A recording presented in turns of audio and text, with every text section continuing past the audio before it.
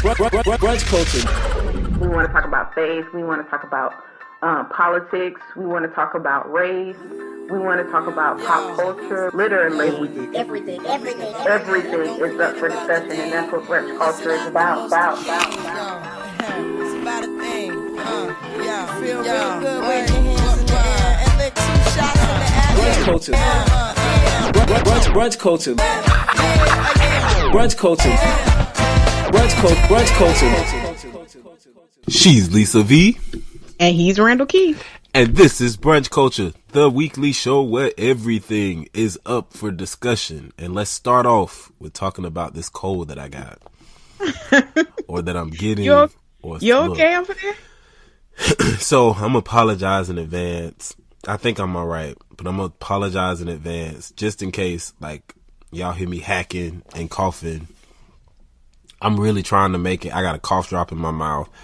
I'm drinking all kinds of waters and teas. I think everybody hate being sick, but I really, really hate being sick. And I don't know what this is or where it came from, but it's like kicking my behind. Yes. But we here. We here. I understand. It's that season, though, to get sick when you're in between. Like, how has the weather been in DC? It's been weird. So it'll be like, for the longest time, it was kind of like manageable. So maybe Sunday. Yeah, Sunday I was out and it wasn't like super cold. The sun was shining, but then it went from that to being stupid cold.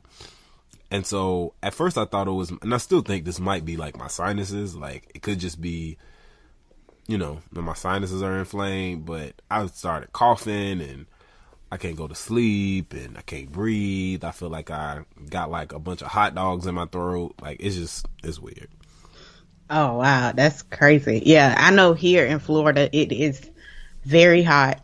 And then it got cold like one day, but then I thought it was going to be cold the next day. And I went outside with a sweater and it was hot. So yeah, it's weird. I think everywhere the global warming is real, yo. Yeah, this get sick weather is real. And I'm not I hate being sick. I'm tired of being sick. You know, I think everybody don't like it, but I feel like it's just an extra level of like annoyance and I can't deal with this. Like I almost become like baby, like I just want to lay in the bed. I really just want somebody to like rub on my head and to like, I don't know, feed me fried chicken and I can just like lay in the bed. That's like my thing. They say men when they get sick, they become like that. Yeah, I am the definition of like, I just don't want to do nothing. Like, I just want to lay here and do something that makes me feel good. Just rub my head and let me watch TV and like give me a fried chicken wing and I'll be all right. Yeah. Well, yeah. You need that Diddy service. That Diddy service? You know, I saw him on Instagram. He was like, he just got people like catering to his every want and desire at all times. Like they help him tie his shoes. Somebody giving him a back massage. It's just like yeah, that sounds real good. Getting a facial. Like, yeah. It's my student loans that's making this. It's getting in the way though. I can't get there with these dang on student loans. You think if I tweeted Diddy, he'll pay my loans? I doubt it. He don't seem like that kind of giver. No. Yeah, but he just don't randomly give on social media with the man. Right. I feel like he feel like you gotta earn money. He earned it. Yeah, you got to be in probably like a real tough situation. Like, yeah, and he got to understand that situation. It can't be just like you tough. It got to really resonate with him on a deep level for him to give to you. I feel like that's the type of person he is. But he trying to buy these Panthers though, which is cool. He been saying he wanted the NFL team when this whole thing went down. But now the Panthers owner is selling it because of his sexual misconduct. And so yeah. He met with some investors, him, Colin Kaepernick, and I think it was Steph Curry, right? Steph Curry too. Yeah. But Colin said he wanted in, and that'd be so cool if he became an owner, right? Yeah. So I wonder if he can become a majority owner. I don't know if he has enough money to become a majority owner, but that would be dope. Even if he was just a part owner, minority owner anyway. Yeah, I think he would have to be minority owner. Okay, because I was gonna say if he became like a majority owner, that would be dope. But just in general, like somebody just having like that black ownership. Yeah, it would have to be an investment group, because I know I was reading that I think Shad Khan brought the Jags for like, it was like 700 or something million. So, but he's worth like 8.9 billion or something. So it's like a fraction of his. Diddy hasn't reached the $1 million. So I doubt he would. And I believe the Carolina Panthers are just a bigger team with who they have as the starting quarterback, Cam Newton. So I would imagine it would be close to the $1 billion mark for that. So I know Diddy doesn't. He's not even worth that, and that means I thought Diddy did cross the $1 billion. He didn't cross the $1 billion yet. Oh, it was Michael Jordan that crossed the $1 billion. Yeah, he doesn't have that. As far as if he's worth like a $500 million, right? But worth and liquid assets is completely different. So I don't even know how much he has in liquid to allocate to that. Well, that would be, definitely need a team of investors. Yeah, either way though, it would be really dope. It'd be really dope to see it happen, and come to pass. It'll be interesting too to see what types of things that will change and just kind of like the management overall of the team. And I'm sure there'll be a lot of stuff that shakes up. What was really, I don't even want to say frustrating because it's not surprising, but I feel like it kind of pushed the narrative and the understanding of us having why we have to have these conversations about what it means to be black, and for people saying stupid stuff. Did you see the news anchors that were basically like, it looks like he was high, it looks like he's been smoking and drinking a 40? Yeah, I saw that. That was ignorant. Yeah, it was just like real stupid. But I think it goes to show, and I kept seeing people make this point, which I just wanted to reiterate, which is, this is why we tell people, black people that become successful, like, yo, you rolling with non-black people, you rolling with white people, you rolling with, people all the time, and just kind of being like, oh, well, I'm not that kind of black person. At the end of the day, no matter how much success or wealth you attain, at the end of the day, people are going to see you as one thing and one thing only. And so he was black. The man who did that was black. That's the crazy thing. Exactly. And so it's those people that's like, no matter what, you'll always be reduced to something ignorant. You know what I'm saying? Like, drinking a 40, like, come on, yo. Like, what? Smoking? How you, there's a picture of this guy. There's a picture of Diddy with like shades on. He looks like he's been smoking. How? Because he got on shades? Like, you know what I'm saying? It's just real. He looked like he walked outside. That's it. Exactly. That's the thing. So that was just really dumb. And I feel like I was watching them like, this is why we have to have these conversations. This is why we have to press stuff.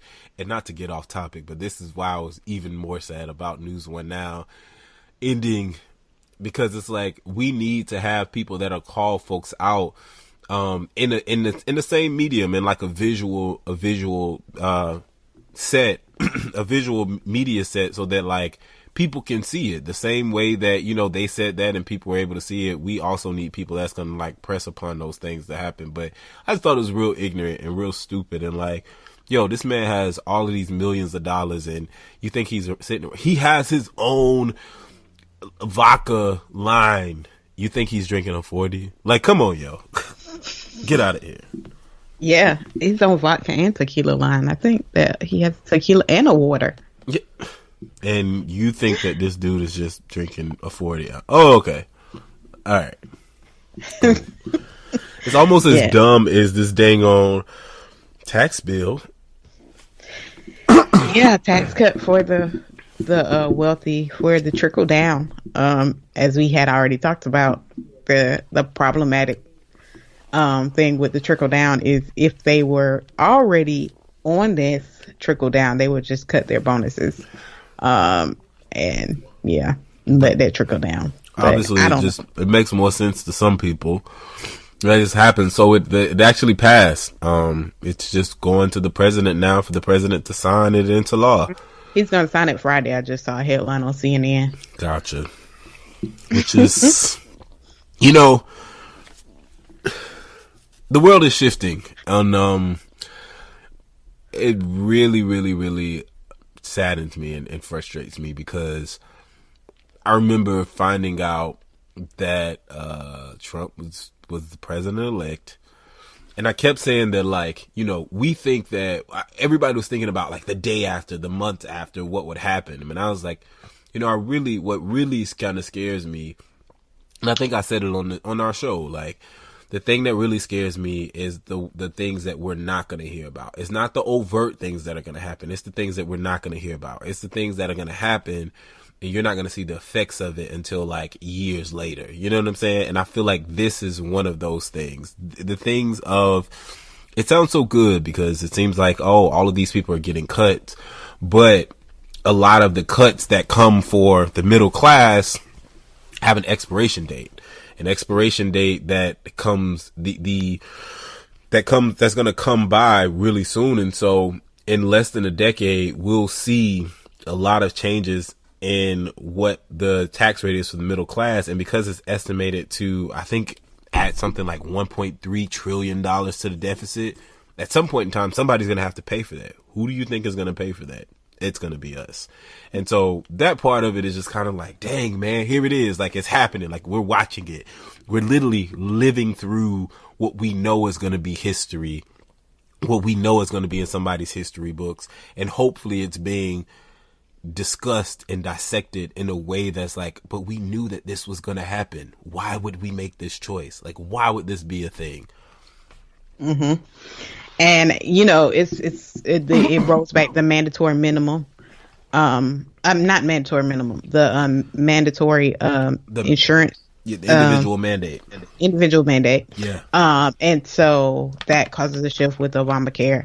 And so he says he's overturned Obamacare like he promised, because this will basically gut it. Yeah. Yeah. So he kind of didn't get it the way he wanted, but he kind of got it through the back door. And so I'm interested to see how that's going to affect people's premiums. Obviously, that's going to make them skyrocket. And Angela was talking to someone who was pro the tax bill, and she was like, do you realize this is he was like he has Obamacare, and he was like, his premiums are already, I think, $300 a month per family member, so he's almost $1,000 a month, 3 of them. And she was like, you realize that's going to increase. Exactly. And he was like, his thing was, I'm already paying too much with Obamacare. She was like, but it's going to increase. It's going to increase, right? Or you're just not going to have insurance. That's the thing. Like, it's going to increase, or you're not going to have insurance. Mm-hmm. And I think it becomes frustrating. I was listening to some interviews that CNN was doing. They were going around and basically asking people, you know, how do you feel about this first year? Like, the first year, being 10 months in, what do you think thus far? What are you, what can you say that has actually happened that's benefited you? And there was one guy that was like, oh, I just got a job a few months ago, and I know that I got the job because the business was looking for, they're excited about what Trump is doing with this tax thing, and so that's when they started hiring people. Wait, what? So she was like, oh, so what proof do you have of that, right? He was like, well, I wasn't able to I applied for the same place when Obama was president, and I didn't get hired. What? Like, what? And so I think for me, it's kind of the frustration of, yo, you don't even really know. People keep telling you that this is going to affect you in a certain way, and you can't even see this. You know what I'm saying? Like, you're not even, the things that you're making, the statements that you're making, the reasons that you're supporting something, it just doesn't even make any sense, like, for real. But I think go ahead, I'm sorry. No, go ahead. I know what boosted it for some people in their minds is that, like, Wells Fargo, AT&T all made announcements. So Wells Fargo said they're hiking its hourly pay rate to $15 and will aim for $400 million in philanthropic donations next year due to the newly passed GOP tax bill. And then AT&T announced it will pay a special $1,000 bonus for more than 200,000 AT&T US employees due to the tax reform, and there's other people who are saying they're going to raise their rates because of the tax. So it's for Republicans, they use that as the win, like to show that this is actually taking effect, and helping the economy and boosting wages, like we said. Well, I feel like we all know the outcome, but we shall see. Hey, let's because it's almost cyclical, and I feel like we see these things happen over and over again. But you know what? We shall see. Let's maintain hope, and we will look forward to. But I'm sure these companies were the companies lobbying for this tax bill anyway, so they had to do something to help with the bill. But okay, cool. If that's what's gonna happen. If this is going to turn around, let's walk in this space. But then when we start to see it not happening, it's just start talking to me then about the BS that you're going to have, the excuses. Oh, it's going to take time. And they just reported all of these incredible 2019 record numbers of profits. Oh, but the jobs are slowly coming in. You can't just do it over. I just hearing the bull that's going to come along with this is just it's sickening again. I feel like we are watching history. We're living history. We're watching these mistakes be made. And it's like, I know that this is going to be really bad for so many of us. But, we just have to let the powers that be do it and try to impress upon people. Like, this is why we got to vote, yo. We have to vote. We have to get involved. We have to know what's going on. We got to press on people. We got to be writing letters. You have to be engaged. You got to be involved and know what's going on so that you can really try to swing and move and organize people to make things change, because otherwise we literally have to sit by and watch. I was going to say hell come to earth, but I don't know, whatever. Well, this was such some heartwarming news. Magic Johnson and Isaiah Thomas reconciled on TV, and I didn't see their full interview, but I saw the clip. There was an even shorter clip, the one that I sent you, but there was one that was that had 30 more seconds on it, that kind of where he talked about. He was like, Magic was like, my wife has been telling me I need to talk to you. My mom and dad have been telling me I need to talk to you. Like, we need to make this right. And so he was just like, we gonna do this. And then he was just like, I'm sorry. And as soon as he said he was sorry, he didn't even get the full thing out. Like, Isaiah Thomas just was broken. Like, it's like he needed those words. Yeah. And he was like, it hurt me too, man. And I was like, I teared up. I was like, man, that's real. Yeah.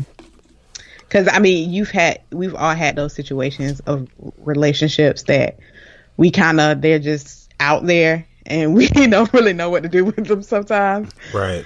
But it's like it leaves that kind of gap, like a hole in your heart where you're like, and so to see them do that, I really felt that. So it was amazing to see them reconcile and to see two grown men, Black men, embrace each other on TV. Right. And it's just like, people don't see it as a negative. They see it as a positive. Right. Like, you know what I'm saying? I didn't see anybody demonizing them. I'm sure it was some ignorant people out there. But to see them like really hug and cry, and even Magic kissed him on his cheek. Yeah. Afterwards, it's like, it was all love. So, yeah. Yeah, absolutely. I'm glad to see people didn't try to pervert that moment. Yeah. Honestly, if you did though, you are really sick. Like, if you perverted that moment, you're extremely sick. Without even just seeing it, without even knowing, the backstory of what happened, but just seeing the clip that you sent me in the exchange, it was something that was so real because you understood, like, that had that moment of him saying, I'm sorry, and Isaiah Thomas breaking down in tears, and and really trying to fight it back. And it was kind of like this whole like, yo, this really moved me. This shook me to my core. You know what I'm saying? Just hearing you apologize and then us having this moment where it's this embrace, which is like, yo, I'm tearing down all of this success that I've had, all of the great things that have come, out of my life. I'm still not big enough. I'm not so big that I can't come back and be human and show emotion. And then, just apologize because I felt justified in whatever. And seeing that kind of play out, I feel like there's something that's freeing to so many people to know that, you know what? Because I think we always think about, and I know I think about this, right? When somebody hurts you or offends you, you start thinking about, you know what? They gonna see. I remember being upset with one of my friends about something that had nothing to do with like career and success. But this is actually my best friend. And we got into an argument. And so I was telling another friend how I was frustrated. And I was like, you know what? Because I'm going to be successful. And one of my other friends was like, did you realize that they never said that you weren't going to be successful? You had a problem about something else. And so I think sometimes, a lot of times, how we prove people wrong is to do good at something else and become super standout and like be on top of our game in another area. And it's like, but you realize that nobody didn't want you to be successful. And so to know that they have gone on to be successful and to have that success and to still be able to say that like, I should come back and apologize and have this conversation with you, like, that's huge. You know what I mean? Like that's, yeah, because they both got families, I believe. Yeah. And they like, and to see that was like, it just lets you know that like, no matter how much success you have, no matter how much love you have from other people, it's still, if you leave stuff out there, it still bothers you. Right. So it's crazy. Yeah. I love the moment. It's definitely challenged. I saw people saying I saw people posting this, grown men and women, like, this made me know that I got to get it right and I got to make some phone calls. Yeah. I was like, dang, that's powerful. Yeah, I really think the moment in itself was super powerful, and I'm glad to see that it played out the way that it did. I'm glad to see that I haven't seen anything that's like crazy online or, the thing that always happens is we end up turning everything into like a funny meme, and it seems like everybody took this moment seriously and was like, hey, this is mad respect for this moment. This was a really dope moment. So shout out to them for doing that, guys. I'm really sorry. I feel like I'm all over the place. I'm trying to breathe and talk and I got to blow my nose and cough. So, but this is real dedication and love, yo. Yeah. So we'll let Randall take up during our break. We'll let Randall cough and blow his nose. But let us know what y'all think about this tax bill. Let us know what you think about Diddy and buying the Panthers. Let us know what you think about Magic Johnson and Isaiah Thomas. Did it touch you as much as it touched us? Hit us up on Facebook, Instagram, Twitter, #ChatBC, and we'll be back with our main dish.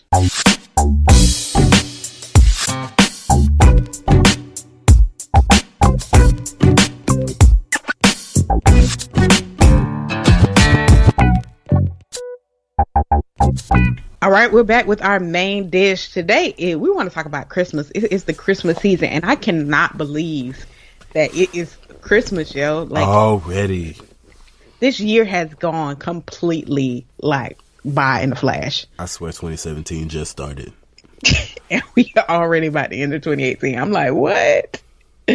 Man, I don't even have no leaving the 2017 things. Yeah, but.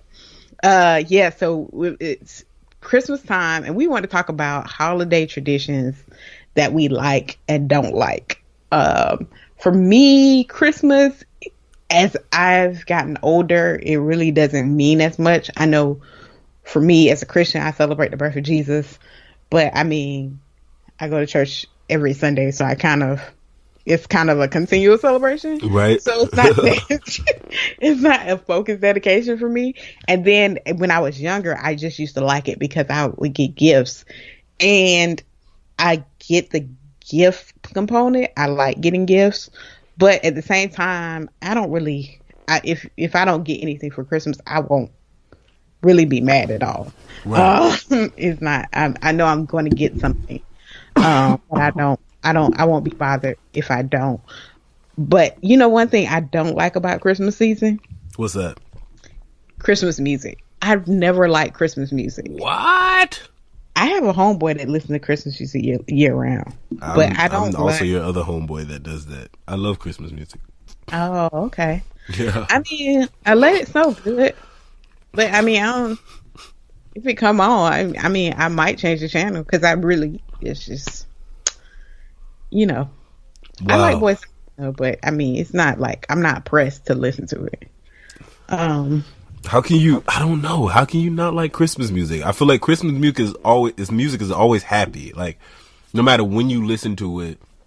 I did like Chris Brown singing "This Christmas" on that movie. I feel like that's probably for some like you're like attracted to Chris Brown reasons. Though I don't think that's really that don't really count.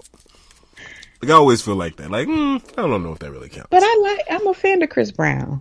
Yeah, so it's for other reasons. It's not just like a. No, it's not like his looks though. It's just like I think he's talented. No, he is. Well, I'm not taking away from his talent, but I don't know if you just like him. You'd like that song just because. Yeah, because yeah, I don't know. Maybe you do. I think I do. I'm not really attracted to Chris Brown. Okay. Yeah, all the tattoos. You know, I like clean cut. He got too much going on right now. Well, at the time he was, I don't know, wasn't he a clean cut? But he looked like a kid then. That's true. He still had the little teenage voice. Yeah, he looked like a kid. He looked like my little brother. So I wasn't. Yeah. And now that he's older, he went from one extreme to another. Well, I think for Christmas time for me, So I actually I like holidays in general. I feel like they kind of shifted for me a lot. Even now, this year, like I'm not going to be going home with my family. And so it made me kind of realize that like, you know, at a certain age of life kind of shifts and you got to start creating like your own Christmases. And I used to see people that used to do like a Friendsgiving or a friend's Christmas. And I used to be like, they ain't got no family. But I think like once you kind of get to a certain age and, you know, you're like removed, you don't live in the same city anymore. Everybody doesn't live in the same, like in one house. Like you guys you start to, you know, you have other things going on. And like, so it's like, oh, well, there's one holiday for me. There's one holiday that I go home to be with my family. There's another holiday that I'm going to do some things with like my friends.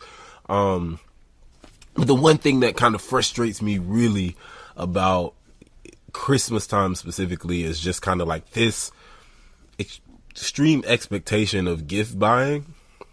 Mm-hmm. I think that, and I was just trying to have this conversation with somebody and try to explain to them that it is not so much about like, oh, I'm being cheap, but it's more so just about, there was one year that I went and I didn't have a lot of money. I maybe had like maybe $100 that I should have spent or could have spent.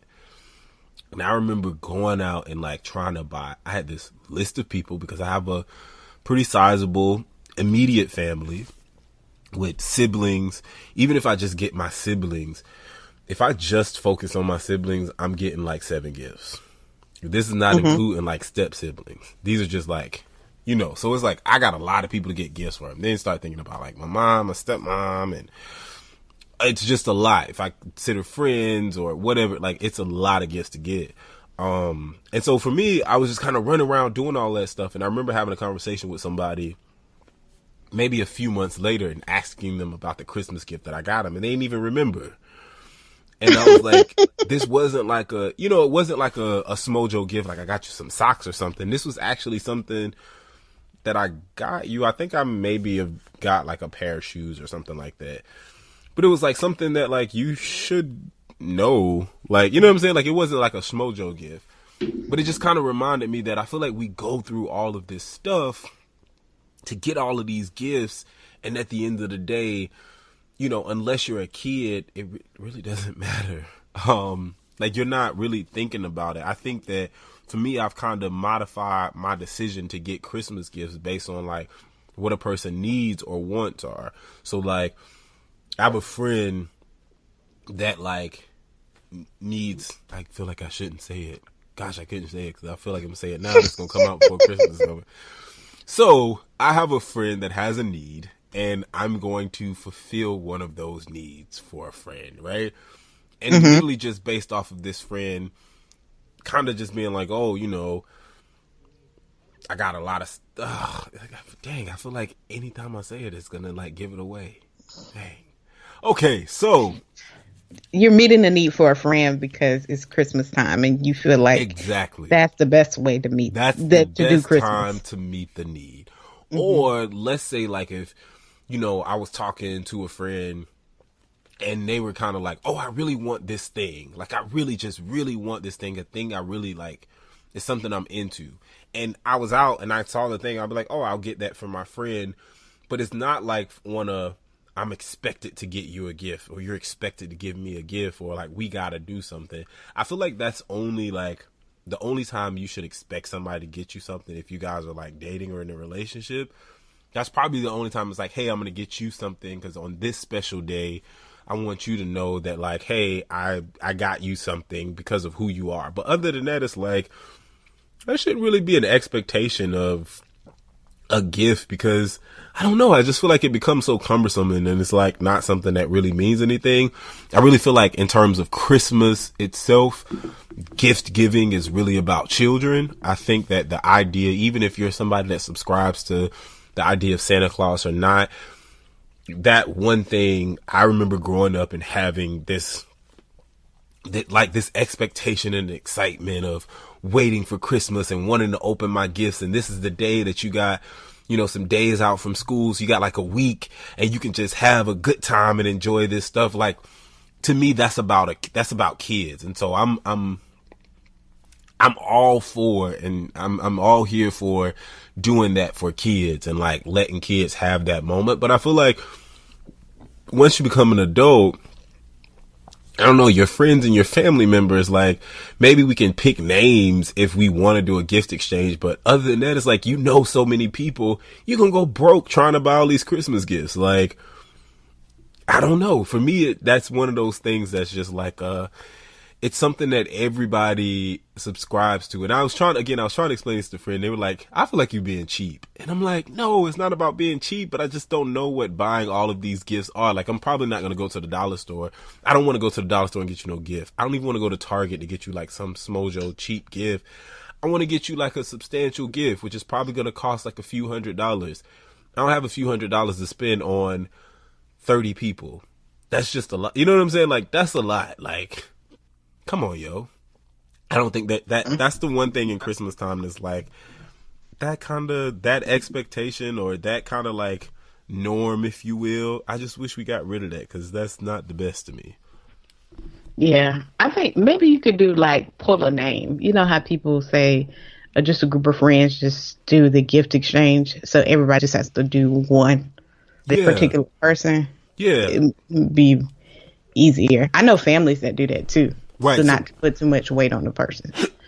So maybe, and the limit is $20. So you can't exceed a $20 gift. So nobody won't feel bad if somebody buys somebody an iPhone and then somebody buys somebody, you know. Right. So I did it with my siblings. We did it one year and I think our limit was like $40 or something like that.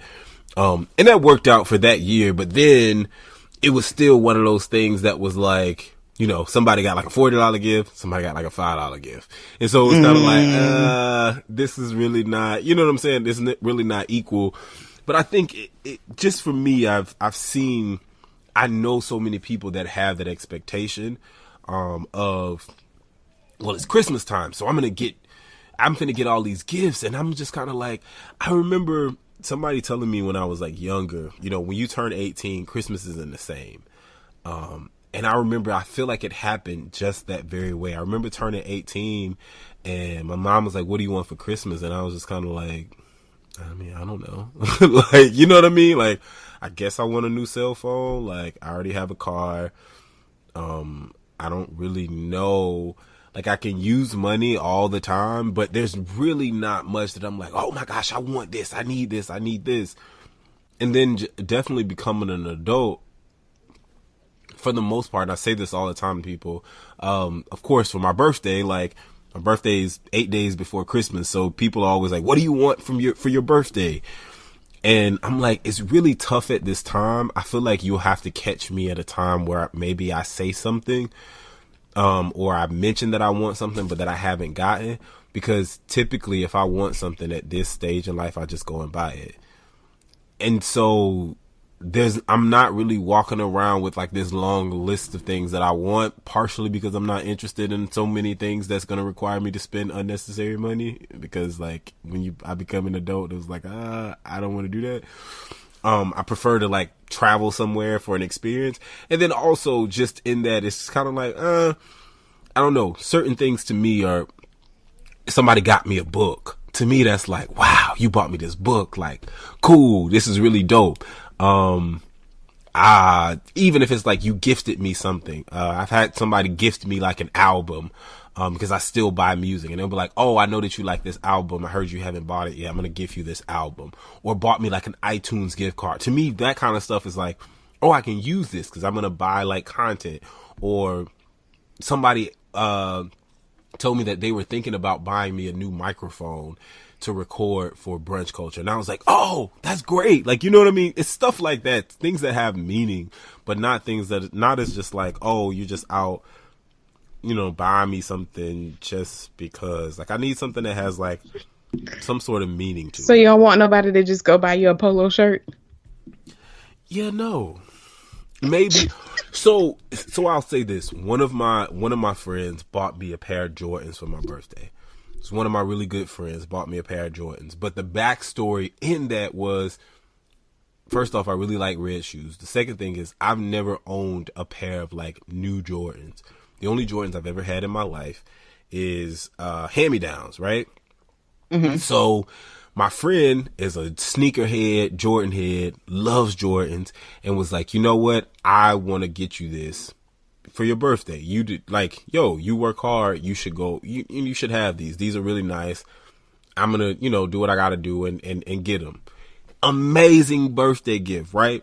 If I didn't get this, I wouldn't be mad, but it was like, it's amazing because it has like some sort of meaning. There's a whole other like backstory in terms of like the hand-me-down shoes and what I had to do to get those hand-me-down shoes and who those hand-me-down shoes kind of came from. And it's a whole kind of like backstory that wasn't the best, but it was just kind of cool in me sharing this kind of to a friend that's like a brother. And it was just like, yo, I got you, bro. Like, I'm going to get you some shoes for your birthday. And it's like, yo, this is really dope. But like, if I didn't get those shoes, I wouldn't be mad. You know what I'm saying? But like something like a regular polo shirt, it's just kind of like, thank you. Like, I'm not going to deny the gift, but I think it's just more of I want people to know that I don't have the expectation for you to get it. You know what I'm saying? Like, you don't have to feel like you got to go break your neck to go buy me a polo shirt, because I'm fine either way. Like, you showing up to like hang out with me or showing me love, that to me means the world. You know what I mean? Like, I think that's what's really important. I feel like when it comes to the holidays, we lose kind of, I don't want to be one of those people that's like a negative Neil, like, oh, it's not all about that. But I feel like we kind of lose what's the importance truly of like, yo, we should be wanting to spend time with each other. And it's about like you doing something. Maybe you got me something that really meant something. And it's that whole process that went into it. Like, as opposed to, oh, you just got me an item that I can't associate with my life. This is going to be one other thing that I got to like find a space for in my house. I got too much crap as it is. Let's just throw it all away. I don't know. Yeah. I think that really goes to how much you value a person, because I know that when I do gifts that actually have deep meaning, it's because I care. So I put extra thought into it, and it's not about like, the amount of money you spend, but the significance. I remember one time I got a friend a collage of all their highlight moments, because I thought that was important to them. Right. Which wasn't like, I didn't spend necessarily a whole bunch of money, but I had to, do the Photoshop and get pictures and do that. But it's those kind of gifts that I think that make the most impact, because it's like you really put that thought behind it, that effort to make it special for the person. Right. So, and in this age of gift giving, you could honestly just go on Amazon and put a whole bunch of stuff in your cart and prime it. Exactly. And it really or means just buy nothing. gift cards. Yeah, and it really can mean nothing. And so I think that's for me. That's why that whole expectation of like you gotta get somebody a gift during this season. Honestly, that becomes the thing that I get frustrated the most with, because it's like, yo, I mean, honestly, I can buy you all this stuff and it honestly can mean nothing. And I mean, you'll get it and have it now and use it, and then in 10 years, maybe even a few months, that thing is kind of old. It doesn't mean nothing. You don't even remember it. You know what I'm saying? Like, it really is not that big of a deal. But if you give me something that has some sort of like value, like sentimental value, or something that I can remember. I remember even getting, since I've been an adult, somebody bought me a journal one time. And it was actually kind of one of the coolest like gifts. I was super excited about it. I actually still have the journal. And I go back to it and I remember I got this as a gift. The person wrote a message in it and wanted me to buy it. One of my friends, actually, for my birthday, one of my friends bought me a Bible and just wrote a nice message in the front of it. And that's nice. Yeah, it was kind of so dope, because it came maybe shortly after I'd gotten baptized and my birthday came up. And it was just kind of like, it just fit. You know what I'm saying? Like, it really had just fit. And it was like a personalized Bible. And they wrote like a nice message in it. And it was just real dope. I was like, yo, this fits. This makes sense. This is good. Don't just go out buying me no random stuff being like, hey, I think you'll like this. Well, why? Why you think I like this? I ain't never said nothing about this. Like, why would you buy? You know what I'm saying? Like, I don't know. Yeah, I love thoughtful gifts. One of my friends one time got me a CC Winans. I'm a obsessed CC Winans fan. Mm-hmm. So I wanted CC Winans I just randomly said, I want CC Winans to call me on my birthday and say happy birthday. Which, yeah. But they tried to do that. But what they did instead was have her send me a personalized birthday note, like autographed. That was nice. really nice. Yeah. That was really nice. And then they got me a plane ticket home when I moved. So, I mean, those kind of thoughtful gifts are really, really, it's like you put effort into it. You thought about it. It made sense. You didn't just go hit Amazon and get something. Right. And so that kind of leads into, so we talked about things we don't like, things that I do like. Something that I really do like during this time is, I think it really is, and this is going to sound real like lame. I really like seeing people happy and seeing people smile. And I feel like the one thing, especially on social media, that you see a lot of, even if it's people perpetrating, is that everybody just genuinely seems kind of like happy. We don't really see too many like Grinches around. And that actually, it makes me feel good, because I feel like these are the times that like there's some sort of, especially amongst Black people, I love seeing when there's like a tradition of families getting together and playing cards, or families getting together and like cooking together and eating, and everybody's kind of showing off them with this cousin and that uncle and this auntie, or, these friends are getting together. I feel like for me, there's so many things, especially now, where it's like stressors all the time, day in and day out. We see like chaos and just, just negative energy and negative things around, that I feel like holiday season time, you kind of see people kind of cheer up more and kind of post more positive things, even if it's just like fronting. And I really appreciate that. That's like, and I think that's probably why I like Christmas music so much, because I like when people are kind of good and in a good space and got a good vibe on, and like just seem to be really positive about themselves and about life, and like looking forward to something good, and like going to something that's good and positive. So That's the one thing that every year I'm looking forward to it. Although this year I feel like, dang, like it's here already. But I'm always happy to see, because I feel like you go on social media, you see, or just even being around people just seem to be a bit more nicer during this time, at least in my experience. Yeah, that is true. I guess the only thing I would say is that I think all of my friends forgot that it was Christmas too. So it's Yeah, like, probably. I don't feel like Christmas. Nobody, like, nobody's. Even when I went to the store, I didn't see like people chippery. But I mean, when I did go to the mall, I kind of just went to the Apple store, and everybody just seemed aggravated and wanted to get what they wanted to get. Right, yeah, that makes sense. That sounds But like Apple at I still Christmas. you know what I do like? I like to go see the lights. Like, I do genuinely like to go see lights. Yeah. And the crazy thing is, I don't like Christmas music, but I do like to go. It reminds me of when I was a little kid, and we used to all get in the car and ride around to see lights. I thought that was cool. Ooh, Christmas lights. We used to say we said that it was so bad. Me and my two sisters, we'd be in the car, and it was like the same tone. Every time you saw Christmas lights, you just go, "Ooh, Christmas lights!" Like it's so like we say it with that same level of like monotone, like this like forced enthusiasm. Like it's really not a big thing, but yeah, that was our thing.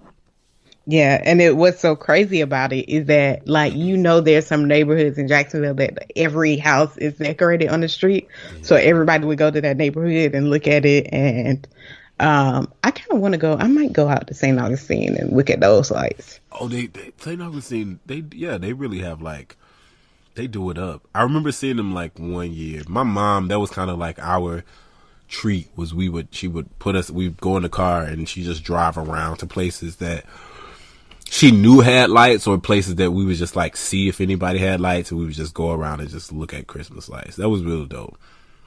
Yeah, so that's what, I mean, to me, brings me the most joy about Christmas, the lights. Yeah, I feel like and we said it before, but at this stage, it's just a little different. I really feel like Christmas for me is it's a kid's holiday. Like, it really is about children, and at least for me it is. It's about seeing them smile, seeing them be happy, seeing this whole mode of like, I've been wanting this thing and I get it. And when I say that, I'm not saying like it's not about like, Christ and all that stuff. Don't jump on my neck. I'm not saying that. I'm simply just saying, because as I was talking, I'm not Juanita Bonham, so don't worry. Right, as I was thinking about that, I was like, I'm sure somebody will be like, oh, well, it really is about Jesus. Like, I get that. I'm not saying that. But I'm saying in action, if you will, it really is about like, children. If you don't have children, I feel like Christmas is it's a completely different holiday, or can be a completely different holiday. And so at that point in time, it really just becomes about, the connections and spending time with your family and your friends. And even I remember even like getting older, and my brother and my cousin and I, we would always go to the movies, and that was kind of like our thing. And we would just kind of have like a wind down powwow. So that was the thing that we look forward to. And I actually even told my friends this year, like, yo, I'm either going to go to one of y'all's house, or I might even cook, which I still haven't decided. I might cook, invite some people over. We can play some games and then go check out a movie. Whatever movie's going to come out on Christmas, we can go check that out and kind of start that as like a tradition or a thing. So I feel like it's a little different if you don't have children, in general. But I think that's just kind of like, life shifts, and I think we've kind of talked about this before, maybe even just you and I personally, but as you age, like, life starts to shift and you start to view things differently. And I think that Christmas is one of those things that you have to start like new traditions for yourself, or try to find new things that you like, so that you can have new things to value during that time and like look forward to. Which is why I thought it would be cool for us to just kind of, like have this discussion and put things out there. Cause I feel like there's definitely things that annoy us about Christmas. And then there's some things that maybe we don't know but I haven't thought about, but we should be looking forward to, like during this time, I look forward to seeing people be happy. I look forward to being able to like have those moments with whatever people that we can go and create our thing. So it's like, I know that on Christmas Day, with my circle and with this stage that I am in life now, especially being away from home, I know that this is going to be the day that we're going to all get together and like laugh and joke and play games and have drinks, but cook good food and listen to music and all those things. Like I have new things to look forward to as opposed to just like, dang, it's not the same. Because when I was like, I don't know, 14, I used to always have all these gifts. You know what I'm saying? Like we start just kind of changing it and figuring out like what works and what doesn't work and just doing stuff differently. Yeah. So y'all let us know what y'all think about Christmas. What do you like? What you dislike? #ChatBC on Facebook, Instagram, or Twitter. And we'll be back with our toast or roast.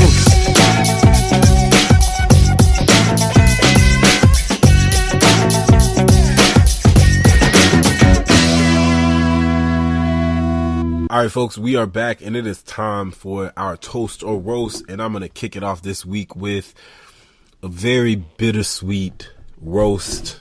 And y'all know that I love this company. It's a roast to Apple, and I love this company. So it's going to be super hard for me to go in really bad. But yesterday, articles start to surface, and I actually got it sent to me last night, that Apple admitted that after 1 year, they throttle, or they basically intentionally slow down the speeds of their phones. And this is a bad thing because people have speculated that when new phones come out, their phones start to malfunction. They don't work as good as they used to. When they upgrade to new software, the new software update will sometimes kind of like cripple their phone in some sort of way, make it not as functional as it used to be. As somebody that is an Apple advocate, that always advocates for Apple all the time, I've always assured to people that that's a conspiracy theory. It doesn't make any sense. No, it's crazy. While it sounds like there would be a benefit, honestly, people would just get so frustrated with these products that they would stop buying them. So there's no possible way that Apple is doing it. So I'm going to say that there's some reason behind why Apple is doing it. And I kind of, to some degree, get what they're trying to say. But my real issue with them is that if you knew that you were doing this, if you knew that you were doing this, and this was a thing that you were going to do to preserve the life and the functionality of the phone, then it's something that you should have put out in the forefront and let people know, maybe call it a program, explained it beforehand so people can expect it, as opposed to not telling people, have somebody kind of debunk your statement that it's not a thing, and then you come out and say, okay, well, this actually is a thing. So basically the whole reason that Apple does this thing is because Apple is saying that after 1 year, the functionality of the batteries on starting with and they've only apparently been doing this for a year. So I guess that, that helps, but the battery function of the phone is not as good as it is when it's brand new and fresh out of the box. So what Apple does is they intentionally they put code in the software that if you don't have an optimally working phone, it's going to slow down the function of your phone just so that your battery won't be drained, and so that the phone and the software itself can still work seamless. Now, when they say slow down, they're not saying that they're trying to cripple the phone so you're not going to be able to use it. They simply are just saying that, hey, some functions are going to be coded to take a little bit longer, maybe like a second or two longer than it will on a newer phone. Why? Because the battery doesn't have the capacity. Kind of makes sense. It's cool. But why I'm roasting Apple is because Apple refused to tell anybody this. They didn't even want to tell us. They didn't even want to say anything when the guy that did the test actually tried to prove that, hey, this phone is noticeably slower once I upgrade to this OS. And it's still supposed to be a new phone. The phone is only a year old. So Apple released a statement basically saying it's really jacked up. It's real shady. I'm interested to see how Apple swings this PR move. I've seen people talk about it, but I don't see it being the big blowout that I think it will be. But again, the story just broke yesterday, so it usually takes people a little while to kind of get on and start saying it. I'm interested to see how Apple is going to tackle this and what they're going to say going forward. I'm hoping that in exposing this, that, you know, we get some changes and some things done better. But it actually is pretty discouraging to know that Apple as a company is doing something like this. We didn't know about it, but so many people end up wanting to get a new phone because they want their phone to work faster. I'll admit myself, I still have my iPhone 7 Plus. I've been hanging on for not getting the iPhone 10 or getting I'm like surprised. an 8 Plus. Yeah, everybody's surprised. I ain't gonna lie, I'm surprised at myself as well. But I told myself the only reason I want to get it is the camera, and then playing around with my friend's phone, I'm like, the camera and the speed, because my phone still moves fine, but I have a lot of times where I feel like my phone is locking up now, or it's having to think about something to do it, and I'm like, no, just do the function. But then I get their phones and I'm like, you see how fast this is? Like, you're just kind of whipping away and doing multiple things, and my phone should be doing the same thing. So I'm roasting Apple. I just don't know, Apple, man. I feel like, you know, I'm out here fighting for y'all day to day, and y'all just letting me down. So get it together. Yeah, I've been noticed that they do that every time. So it's good that they let us know that they were doing what we all knew they were doing. It's difficult, but I'm still not going to upgrade my phone because I just got this one in February. So yeah, anybody got time for that? Ain't nobody got time. So today I just want to toast my co-host because it was his birthday on December 17th, and I meant to say it last week, but y'all already know he mentioned that it was his birthday. So happy birthday, Randall. You are 21 years old. 21, thank you. Yeah, and we're getting old. To have achieved so much, what you've achieved, to have a master's and a bachelor's at 21 is amazing. So congratulations to you. I hope this year you are granted with the desires of your heart, and that 21 and 21. 30 is the new 20. Excuse me, 21. Jay-Z said 30 is the new 20. You remember? So we just decreasing it. Well, let's just say 21 though. We can just 21. Yeah, 21. Hope you get all the desires of your heart, and that 2018 is amazing. I just believe, I'm optimistic about 2018. I think it's going to be a lit year. So I'm with it. Yeah. So toast to you, Randall, and happy birthday again. Thank you. You're welcome. And we're going to leave y'all with today's good vibe. Today's good vibe is from Craig Rochelle. It says, the best way to lose control is to try to control everything. That's so true. Yeah, that's it. I feel like that has been the story of my life in so many places. But you really when you're trying to like be on top, not even be on top of it, but you're trying to control and make sure everything happen a certain way. That's when the whole thing fall apart. Certain things you got to like do your part. You got to be in the know. You got to be aware of certain things and be active. And other things you kind of be like, you know what? Like, come what may. Yep, because you can't control everything. We can't do it. We just can't. Only God can do that. So thank you for listening to another episode of Brunch Culture. As always, you can catch all our past episodes at www.brunchculturebc.com. You can follow us on Twitter at Brunch Culture, on Instagram at Brunch_culture, on Facebook at Facebook.com/Brunch Culture. You can follow us you can subscribe on Spreaker, iTunes, Stitcher, Google Play, iHeartRadio. Just search Brunch Culture. You can listen on all those platforms. Even YouTube. We have a YouTube channel. Many people don't know about it, but you can listen on YouTube as well. And hashtag ChatBC to interact with us. You have anything else, Randall? No, that's it. Merry Christmas.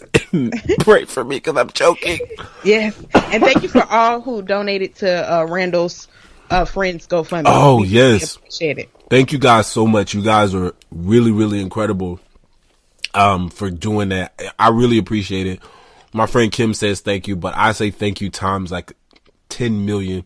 You guys are really great. Thanks to everybody that I know personally and that I don't know personally that went on and signed up. It was amazing. It was definitely for an amazing cause. God bless y'all. Thank y'all. Awesome. So remember, here at Brunch Culture, everything is up for discussion.